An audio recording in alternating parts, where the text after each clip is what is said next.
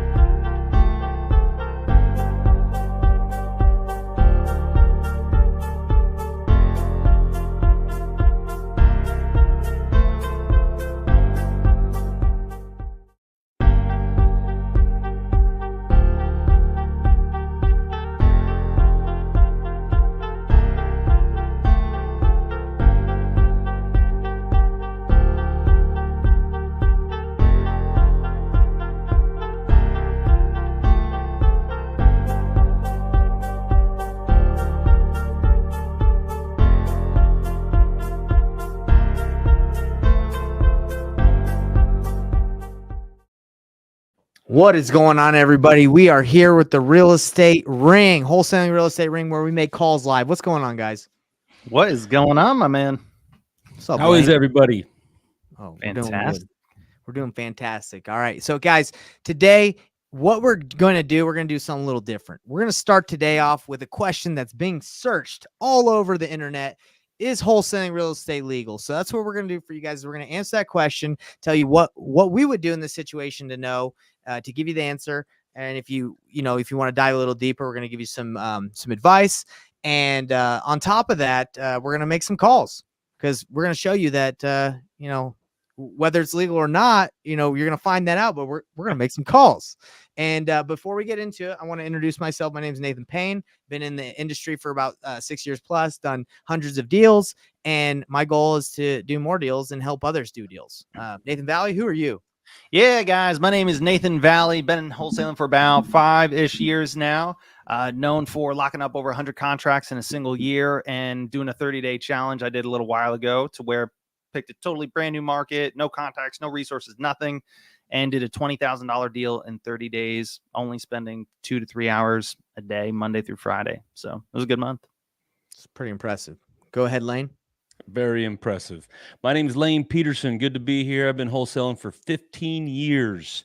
I have wholesaled thousands of houses. I've fixed and flipped thousands of houses. I've sold land, commercial, the whole gamut. Love doing this. Love being here. I love it. Okay. Well, let's dive right into it. You guys are here. You probably want to know what the question I got written back here before we start making calls. Is wholesaling real estate legal or not? Now, I know this is a hot topic that's been hitting a lot because there's been some legislation, some laws that have been trying to get passed. So let's dive right into that question. And then right after, let's make some calls. And you probably already are assuming if we're going to make calls, it's definitely legal. Okay. But we're going to dive into a little bit like what's going on. So there's a couple different states out there that are pushing, I would say, different laws that make it difficult to wholesale, or I would even say illegal, depending on what state you are. So it's state by state. And the word illegal sounds really bad. Like you're an outlaw, you're doing something really bad or naughty. Guys, they're just trying to stop. They're trying to put all the money from real estate in the pockets of real estate agents. They want to regulate. The government wants to regulate who's making the money. That's why they're doing this. And, so it's state by state. So if you're curious on if your state, if it's illegal or not, this is Nathan Valley's got a good point on what he recommends you should do. Go ahead. Yeah, I actually got this question. It was yesterday. Had a gentleman who is in Philly. Philly was his market, and he was like, hey man, I feel like I need to go to a different market because, I heard some legislation got passed and wholesaling's not legal in my local market, Philadelphia. And so one thing, guys, is people are wholesaling everywhere. Let me also preface with, the disclaimer, we're not attorneys, go seek, counsel. But we'll give you our 2 cents. So first things first, if you're looking to wholesale, if you're looking to do creative finance, whatever it is you're looking to do, I highly recommend, especially once you pick whatever market you want to be in, right? Don't worry about the legislation. First pick a great market for wholesaling. And step number 2, what I would do and what I instructed this gentleman to do was his market was Philly. I said, hey, go to Facebook groups and type in Philadelphia real estate investors. Join a bunch of those groups. Go into one of the groups that's for Philadelphia real estate investors. There's a little box once you're inside the group, a search bar, and you can type into the search bar the word title or attorney. And what you'll see is all the previous conversations to where somebody used the word title will pop up on screen. And so now you can see all the conversations, all the posts that people had previously made. And what you'll find is the posts that say, hey, anybody know a local, investor-friendly title company? Hey, anybody know a local investor-friendly closing attorney? And then you'll see there's like 10, 20 comments. Click on the comments and then see who those people specifically referred. Don't go to Google and type it in, because then you'll just get a bunch of national companies. But what you're doing is now you'll be able to get a real local investor-friendly title company or closing attorney that was referred by other investors. That knows what they're doing. And guys, there's nobody better to talk to than an expert in that exact topic in your specific market. All right. So whatever market you're in, no one's going to be able to answer that question better than an investor-friendly closing attorney or investor-friendly title company in that local market. And guys, call them and just ask, say, hey, I'm new to wholesaling, or I'm just getting started in this area. I was afraid of this. What do I need to know? And a lot of times they'll give you paperwork. They'll tell you the whole thing. Yeah. Because they get paid off of you doing deals. That's exactly right. Nathan, you crushed that answer. I appreciate you doing that. And by the way, guys, if you're worried about wholesaling real estate being illegal, guys, that's one strategy we use, just one as real estate investors. That's not the main thing. Let's just say it's completely gone in a couple years in every state. It doesn't matter, because there's going to be other ways that we can invest. There always will be. In Utah, this question came, and a lot of people were worried about it like 5 years ago when I first started. And I actually, like, my first deal, I had to sit down in front of the board of realtors in Utah because I had wholesaled the deal. I've sent it out to every agent in the state of Utah. So the board of realtors was like, you can't market a property that you don't own. This is 5, 6, 7 years ago. 6 years ago when I first started. And I was scared. I was like, what do I do? Guys, this has been in the conversation. What they do in Utah to overcome this whole thing is they just sell properties in trusts. Okay. Yeah, that's not illegal. That'll probably be where a lot of this goes, is you put the property that you have in a trust and then you sell the trust. Anyway, not going to get super in depth on that, but you can do it through LLCs. You can do it through trusts. You can do double close. You can just buy the property yourself and wholesale it. So if you're thinking about doing wholesaling or getting into real estate and you're like, oh, but it's going to be illegal, that's actually good for us, because we all know how we can continue going into this business, and we're going to be able to overcome pretty much any challenge, and there's going to be less competition. So I look at this as a good thing. I don't know about you, Lane and Nathan, but there's going to be less competition. But the barrier to entry might be a little bit higher, and people are going to be a little scared to come in. There's going to be less competition, but either way, it's not illegal in a lot of states, maybe some. And if you're worried about those, just ask, like Nathan Valley said, a title company, investor-friendly title company, or investor-friendly closing attorney, and they'll point you in the right direction to how to do it the right way.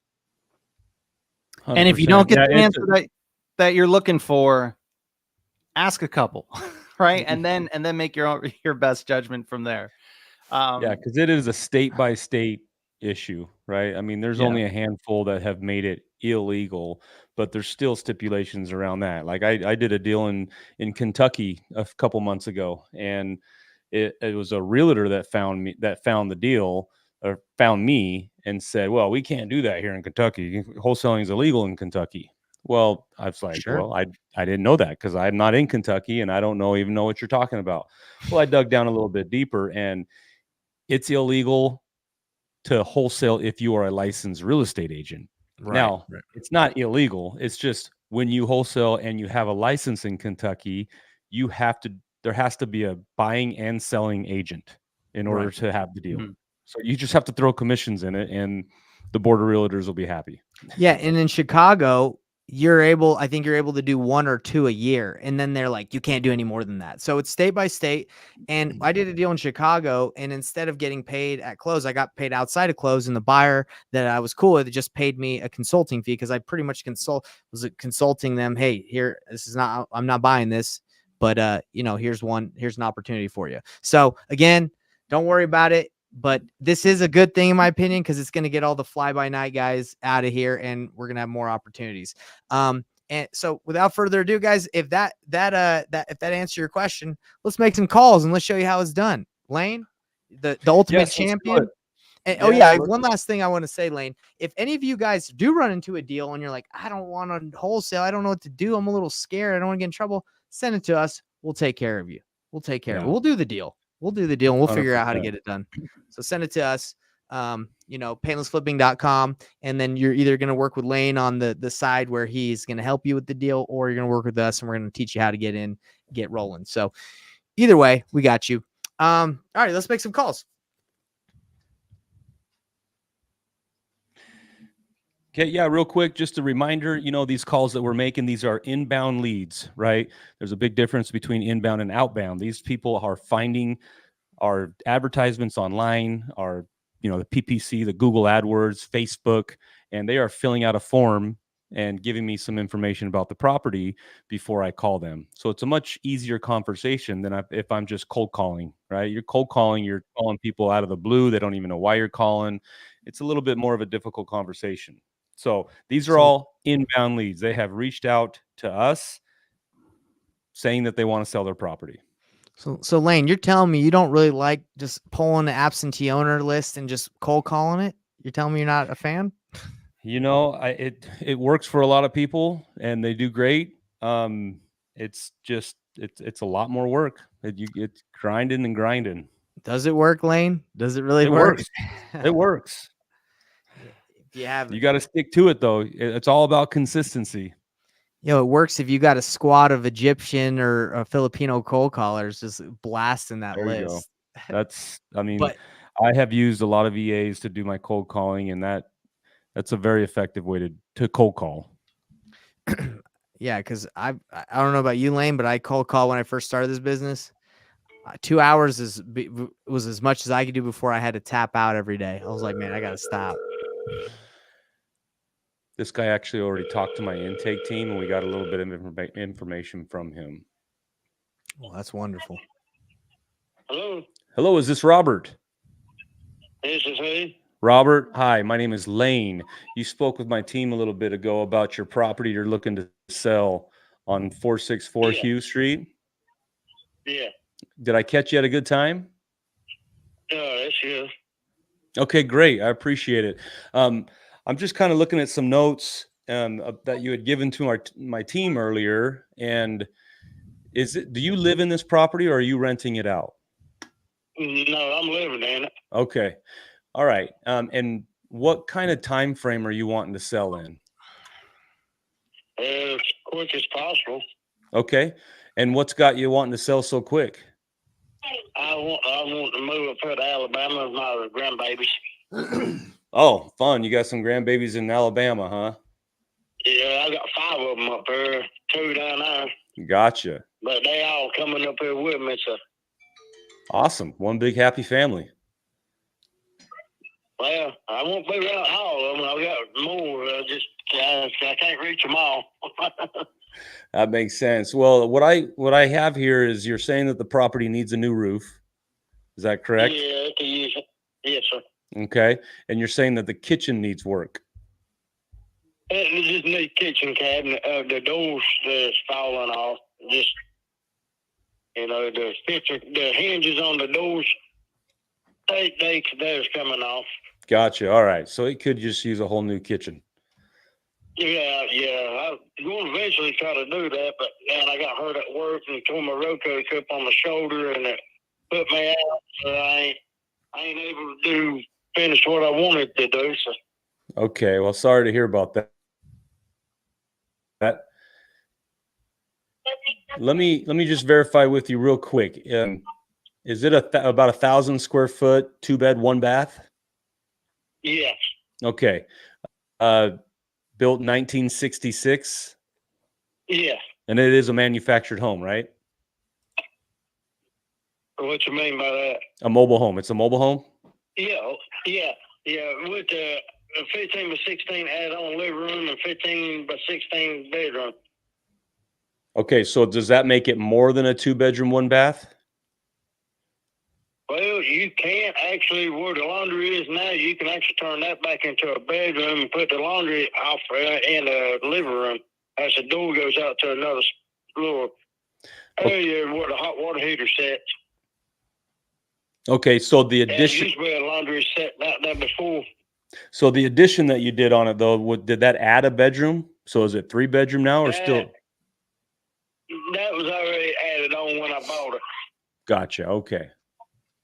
So the square footage and the bed bath count that I told you earlier, that includes the additions. I think so, yeah. Okay, gotcha. All right. Because we went off the plans that, she showed us and all. Yeah. But now I did do the upgrade. I took the screw-in breakers because it had the screw-in fuses. I took them out and I put breaker boxes in. Gotcha. Okay. So I updated it. I've updated pretty much a lot of things, Okay. Good to know. Anything else updated from the time that you lived in it? Yeah, I put all brand new from the living room to the big bedroom. I put all brand new floor with plywood and all 2x6 drawers. All that brand new. I put new walls from the living room to that big bedroom up. New ceiling fan. Had to straighten up some wiring problems. Somebody had none of the additions had a hot and a mutual tie together. So my son, he's an electrician, so he went in and changed all that, fixed all that right. Got the light in the kitchen working. We got I put a $1,000 unit in the window for AC, and then I got a 5-burner gas heater for the room because it's got natural gas running into it. Okay. Is that the only AC on the house? Is the window unit? Yeah. Okay. Gotcha. Okay. There wasn't nothing. There wasn't actually nothing there when I bought it, but I put it in. It's one of some of the biggest units that you can buy. Okay, and it does cool the whole house? To me, it does. Yeah. Okay. All right. Well, Robert, how much are you hoping to sell this thing for? How much are you hoping to get for a cash offer? I've been off for 46. And how come you didn't take that? I ain't got back down home yet. The guys, he sent me a thing for me to sign, but I got to get back up with the woman I'm buying it from and go over it with her, and because I owe her $21,300, and I just going to tell her, she's going to get her money, and then I wasn't going to tell her what I'm getting off from it. I was just going to tell her stuff and pay her off. Okay, gotcha. So you bought it and she financed it for you. She did a seller finance. Yeah. Gotcha. Okay. Yeah. And that's counting me. I don't owe but 20 on the property and the house and all, and then I owe 13 for paying taxes. 1,300. 1,300 for the taxes, you said? That makes that's for 3 years that she's paid. So that might me owe her 21,300. Gotcha. And how much is your payment to her each month? I pay $500 a month. 500. Okay. Yeah, it shouldn't matter. I mean, you don't need to tell her what you're selling it for because she's just she's your lender, right? So she's going to get paid off what you owe her.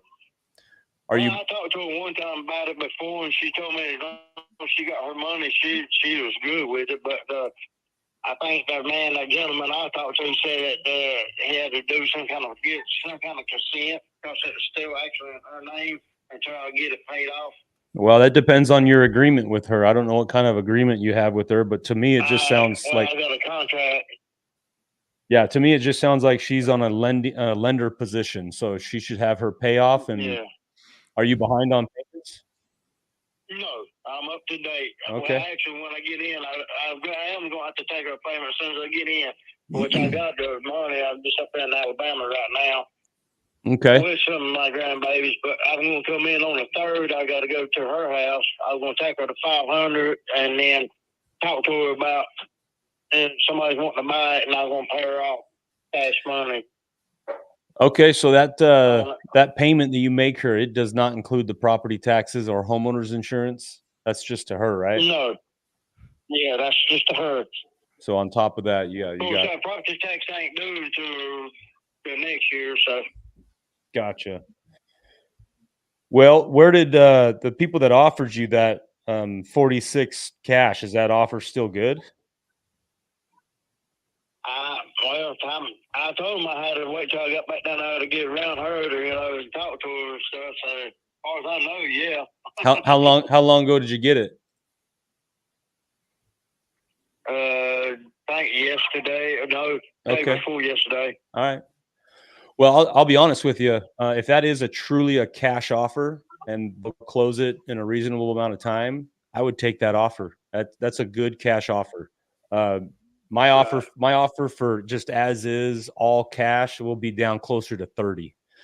So I'm a little bit lower, and that probably doesn't get you where you want to go. But I'll tell you what. I'll tell you what though, if that cash offer is truly a cash offer, I would just suggest, make sure they're putting up some earnest money. They're putting up some money to some good faith. That's in the paperwork that is sent on my email on my phone. Okay, yeah, I'm just making a suggestion.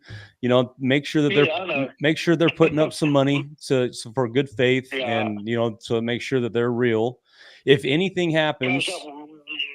I know what you're talking about because that one offered me one, and the contract he sent me didn't have that. What you was talking about, it didn't have that in there. My daughter looked over it and she said, "Daddy, I wouldn't sign that." She said, "That is just a joke."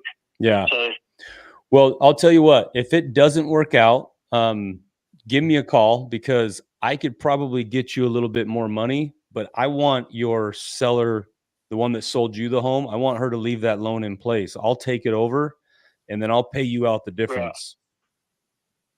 No, I could pay you a little bit more money if we can get that done. Okay. Yeah, we probably can. Okay. Well, hey, you give me a call because I could probably, let's see here. How much did you say they offered you?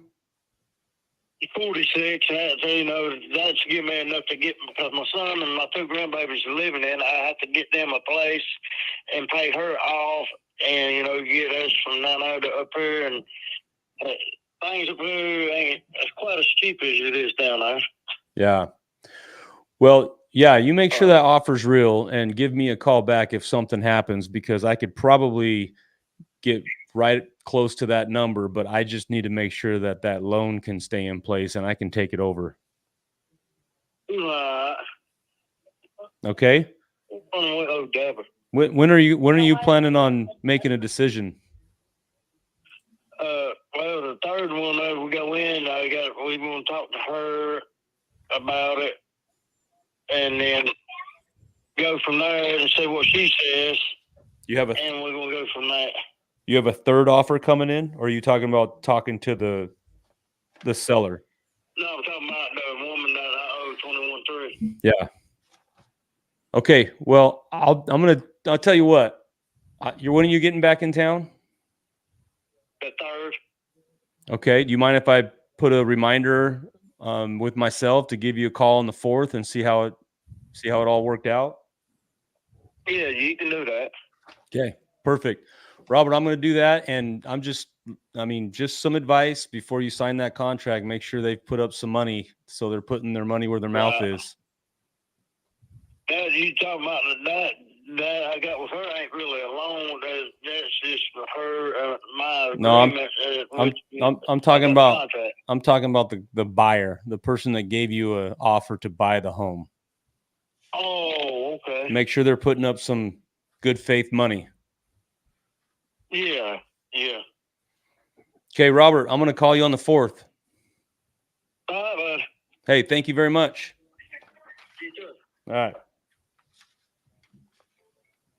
Yeah. Way to go, Lane. Get him.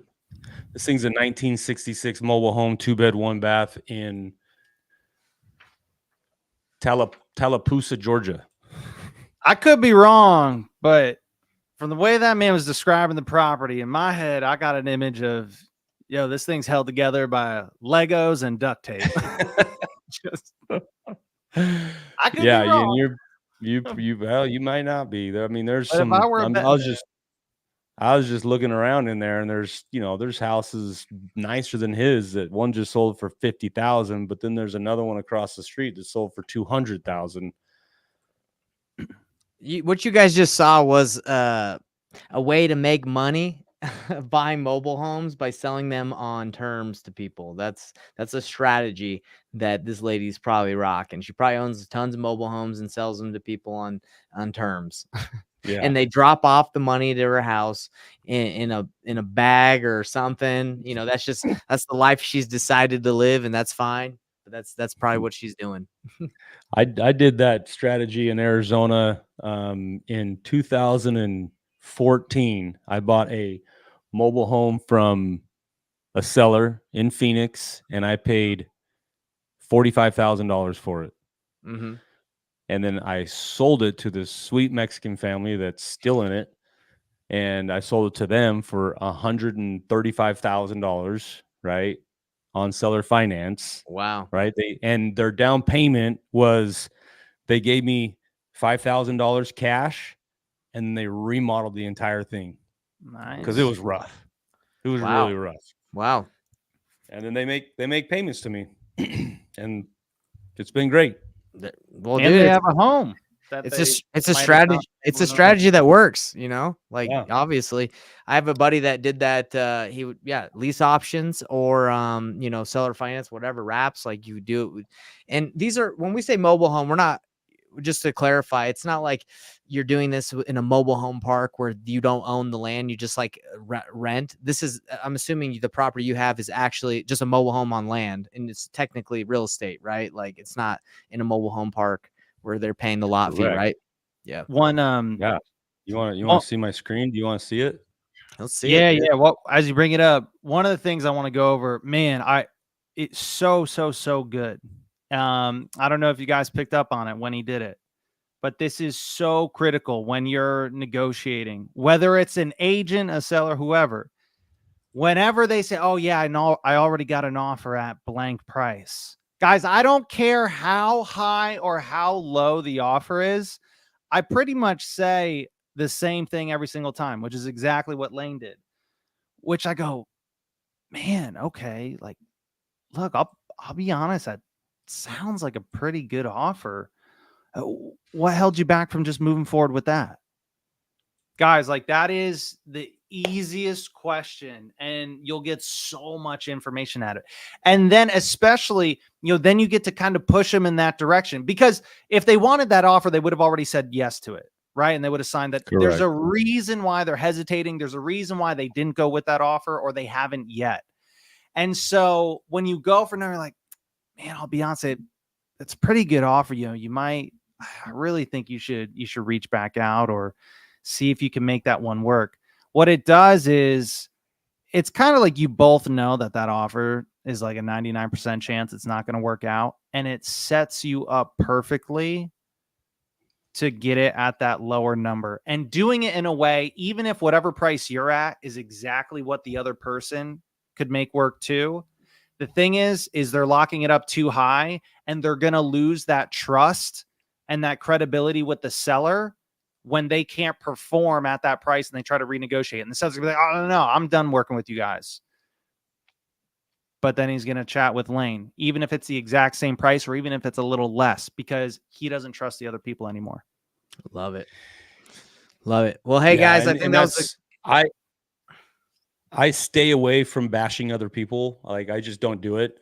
But there is ways to call them out and be like, all right, you want to know if this guy's for real? And that is, hey, are they putting up any earnest money? Is there a big old long inspection period? Are they putting their money where their mouth is? That's just, just some advice. Just watch out for those things. I've seen it burn people in the past. And then sure enough, I've had so many come back to me and say, hey, he was putting up zero earnest money. He had this long inspection period. I just did not feel comfortable with it. And so it helps your case.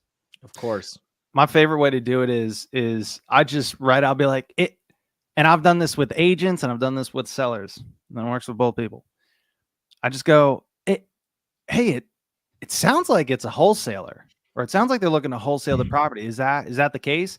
Now, if you're talking direct to seller, a lot of times they'll be like, what's that? Right? You're What's like, that? well, it's somebody that, they're not really looking to buy it, or they don't have the means to, and they're just trying to get the contract and sell it to somebody else at a higher price. And the funny thing is, you can still do the same thing. The difference between you and them is when you're not hiding it. Again, you're not losing that trust. You're not losing that credibility. And guys, the simplest things like that, which is just being honest and transparent with the seller, can give you a competitive advantage over 80% of the other wholesalers out there, just by doing the business the right way.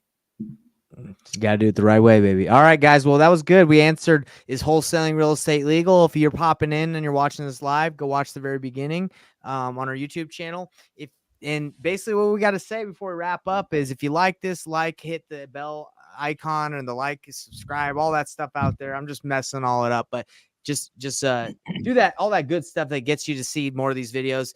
And if you're interested in doing deals with us, obviously hit us up at painlessflipping.com. You'll be able to work with Lane. Lane's kind of the one that takes the charge on working with you on deals. And if you guys are interested in getting shown how to do build your real estate business, we hold your hand. Me and Nathan Valley hold your hand and show you how to do it.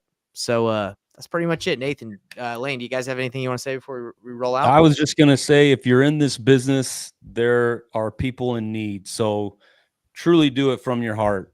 Truly want to help people. Don't just try and take advantage of people. There's so many people that have given us a bad rap as wholesalers, when at the end of the day, I'm just looking for the ones that truly need someone that needs my services, right? I'm a deal finder, not a deal manufacturer. Right. If someone calls me, I want to really know, can I help them? If I can't help them, or they just want way too much money or whatever, it's like, okay, thanks for calling. Be on your way. But so really, truly try and help people. I love it, man. And I'll also end with that. I'll give you guys my number one sales / negotiating tactic, which is, and it goes right in line with what Lane here is saying. If you guys want to go from brand new, just getting started, scared to even pick up the phone, to immediate rock star right this second, it's this one principle. Genuinely care more about the other person's outcome than they do. Because when you do that, it's not about you anymore. You're not going to stress. You're not going to be scared about making the phone call, this, that, because it's not about you. You're caring more about that person's outcome. And yes, that means if something genuinely seems like a better option for them, like listing the property, suggest that. And even, go as far as to help them, with that next step of oh, I actually know an agent that I could connect you with, or whatever the case may be. The funny thing, guys, is you'll find you get so much further in the negotiating, and you'll actually get a lot further with leads. Beautifully said. All right, guys, we'll see you next week. Later, everybody. Later, guys.